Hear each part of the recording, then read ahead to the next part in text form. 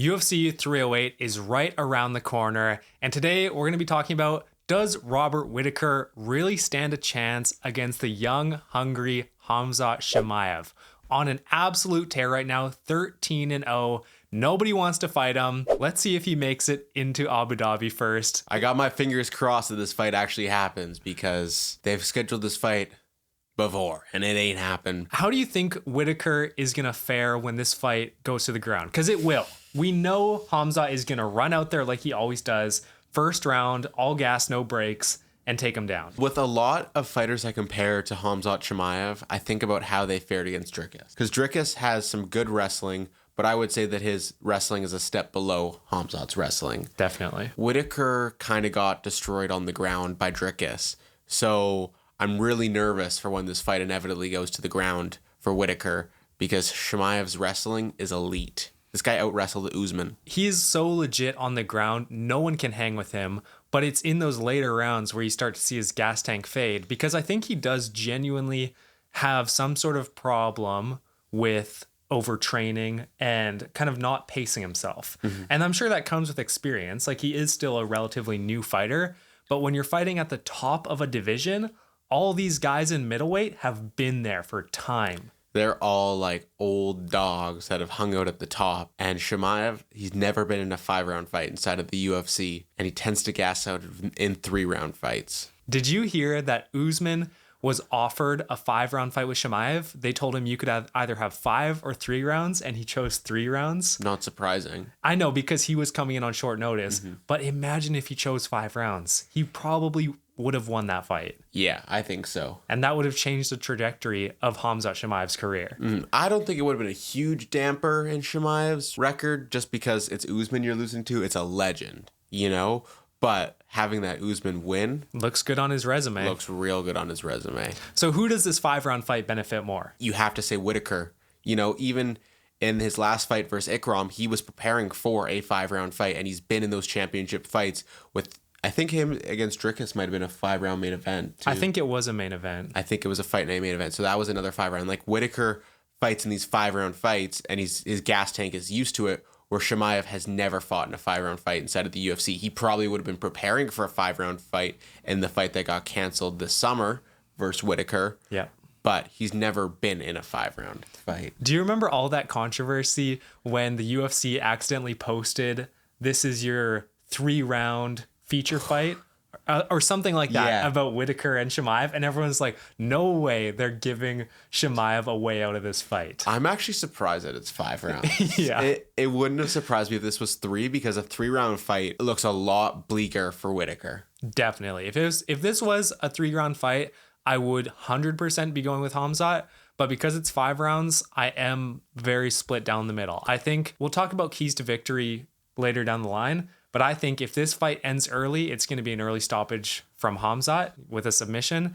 If this fight goes the distance, I think we can safely say Whittaker has experience. I think there's a few ways you have to look at it. I think Chimaev, if he wants to guarantee the win or have his best chance at a win, I think he needs to either get it done within the first 3 rounds, or he needs to win the first 3 rounds and have Rob can come and win the second 2, and Chimaev can just play a little bit of defense. But if Whittaker's trying to win this fight, he keeps this fight going for as long as possible. He's just got to fight through it and get it to that 4th and 5th round, those championship rounds, where his experience, his gas tank will really come into play, and he can take advantage of the younger, less experienced fighter. How do you think Chimaev is going to perform in this 5-round fight? Let's assume that it goes the complete distance. How do you think he's going to perform in rounds 1 through rounds 5? I think 1 to 3, he's going to look really good. And I think rounds 4 to 5, he's going to get flamed, because I think if he's in control in those later rounds, it's going to be very lay and pray. It's just going to be laying control time on top of Whittaker. Very little damage. Because Chimaev is a very active wrestler. He is one of the more exciting wrestlers to watch inside of the UFC. Yeah. But if he's gassed out, he doesn't have the energy to do that. And I think that part of the reason he's going to gas out is because of how active he is on the ground. You know, it is so tiring constantly moving on the ground, that by the time we get to the 4th and 5th round, what's he going to have left? Well, here's a good example. We saw Diego Lopez against Dan Ige. That was kind of a weird situation because of the catch weight, but Diego Lopez is one of the most active wrestlers slash jiu-jitsu practitioners on the ground, and he gasses out in those first 2 rounds. He puts everything into it to try and get the finish, which the fans love. Yeah. Someone like Whittaker, he paces himself 4 or 5 rounds, which can sometimes lead to more decisions like his record indicates. But at the same time, for a 5-round fight where your goal as a UFC fighter is ultimately to get the win and to rise to that championship level, right? So Whittaker has that in mind. And against Chimaev, his game plan is obvious. Both of these guys have to me, it seems like such an obvious game plan from both sides, unless there's some like big unexpected change. But Whittaker's game plan is going to be to survive the first 2 rounds because that's when Khamzat's the most dangerous. So Whittaker's going to be on defense. He's not going to be throwing a lot of strikes. He's just going to make sure he doesn't get taken down within the first minute. That's his goal. Because the longer you survive, if there's only a minute left and you get taken down, you can survive pretty easily.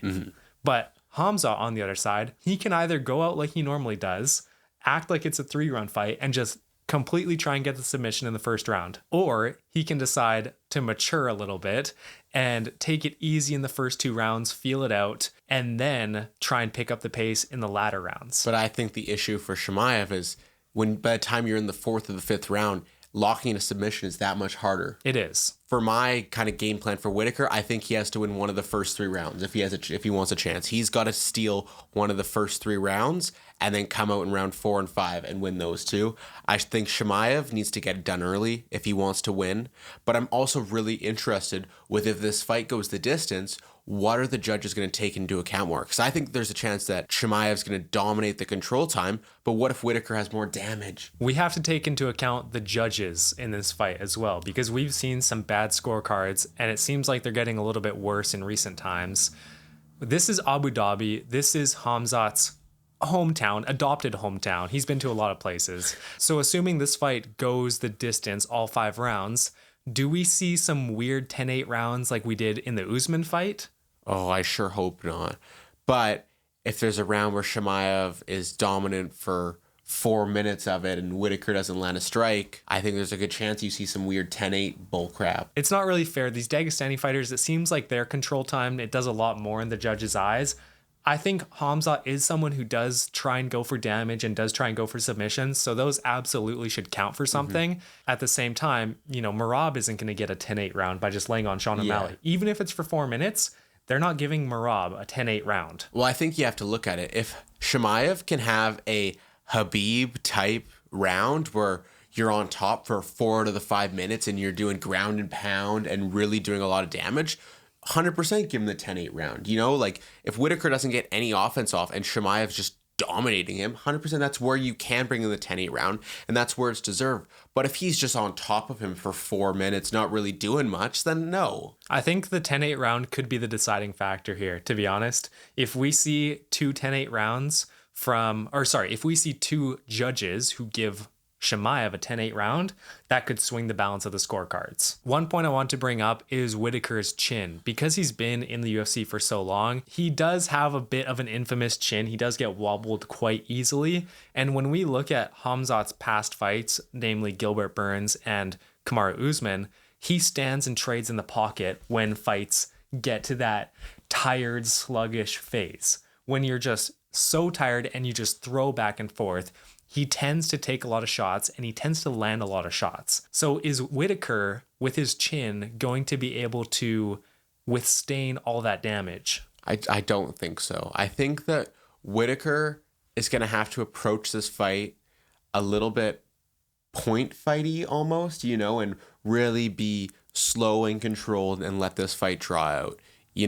I don't think he can go in there and kind of attack like he did against Ikram. Whittaker got Ikram on his back foot and just dominated for that, 2 minutes of a fight that was. But I don't think that Whittaker can do that against Chimaev here, because I think if he gets overly aggressive, he's susceptible to either a big strike from Chimaev or a takedown from Chimaev. I think he has to be really controlled and passive in this fight. The nice thing about Whittaker's training camp is he has such a routine with his camps. He's done this so many times, especially 5-round fights, that he can really focus on the wrestling. And because he was scheduled to fight Hamzat earlier this year, he's already had a full camp of wrestling. And now he's had another full camp of wrestling. So I am hopeful that he's going to be competitive on the ground, or maybe at least with his takedown defense. But who knows? Yeah, it's Chimaev. Like, you're bound to get taken down. You're not going to stop all 10 takedowns like it's Jose Aldo versus Mario Batista. I sure hope this fight isn't like Jose Aldo versus Mario Batista. One more thing I want to talk about before we end off. What happens if Chimaev misses weight? I don't know. If it's bad, like if we saw that 8-pound weight miss like he missed in welterweight, I don't think they can continue with that fight. No. Or if it's a catch weight. But I hate that because it's not fair to the other person who's already cut down that weight. Because those last 3 to 5 pounds are so draining on your gas tank. So if Hamzat weighs in at 190 and he completely misses weight, Whittaker is already cut to 187. That's a big difference. And it's so annoying when you're talking about Chimaev in a fight. You always have to talk about, what if he gets sick? What if the last little bit of the cut goes wrong? Like, what if he misses weight? Because that's just what he's known for now, you know, and it's a bad reputation to have as someone who's only had 13 fights in your career. It is. And think about if this was anyone else in the UFC. If this was anyone else in the UFC who didn't have the hype or the name value for some reason that Chimaev has, they would not be getting these gifted shots up the ranking. It all just comes down to Chimaev was supposed to be the next Khabib, doesn't fight. Dana really has to do some reconsidering if this fight, something weird happens. You know, you gotta hope that it doesn't happen, but you always have to keep it in the back of your mind with someone like Chimaev. And it's looking like, obviously, we're still a little bit away from fight week, but it's looking like they don't have a backup fighter for this. Yeah. Like in place. There's no one that I've heard of who's cutting weight actively. Because usually for a co-main, that's announced a little bit beforehand. What it would be is I think it would probably be a welterweight coming in that hasn't fought in a while that would just kind of, like, imagine it's Usman. Imagine. Kevin Holland. He's broken rib. He's injured. Who cares, man? He'll get in there. Let's just hope that this doesn't happen. We don't need to talk about this anymore. Chimaev will make weight. He's not going to get sick. And this fight is going to happen. I have a final question. Who are you leaning towards in this fight? How confident are you in either side? Coming into this video, I was pretty confident in Chimaev, but the more that we kind of talked through it and talked about the gas tank of Chimaev, it's made me come closer to the middle. So I think I'm probably about 60% Chimaev, 40% Whittaker right now is kind of where I'm sitting. If I were to place predictions today, I think I would go Chimaev. We're still a week away. Maybe I'll go Whittaker next week. That's fair. I think for me, I'm 55 Whittaker, 45 Chimaev. I am a big fan of Whittaker, and I think that on the ground, he's not going to get finished as easily on the feet. Like, he is very chinny. He gets hit by big shots. I don't think Chimaev can land those big shots early. And so I think he's going to be able to survive at least 2 rounds. And from there, the fight's going to slowly shift towards him. Imagine Whittaker takes out back-to-back Dagestani fighters. He'd be a hero. Give him Shara Bullet. Give him Shara Bullet. It's crazy that they're in the same weight class. That doesn't feel real. Shara Bullet looks like a little boy. Every video, we have to have at least some Shara Bullet hate. It's part of our culture. It's a classic. All right. Thank you guys very much for 1,000 subs. We hit that, but we're going to keep going. On to 10K. 10K is next, baby. We'll see you guys next time. Peace. See ya.